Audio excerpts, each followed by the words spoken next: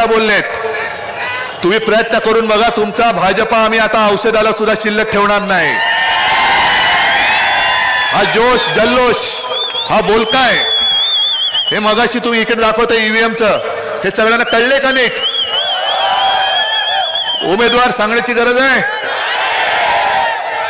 निशाणी सांगण्याची गरज आहे, पण ही निशाणी घरोघरी पोचले.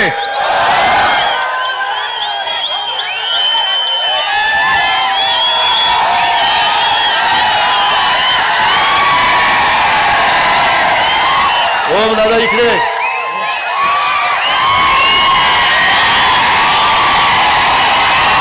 माझं ऐका ऐका.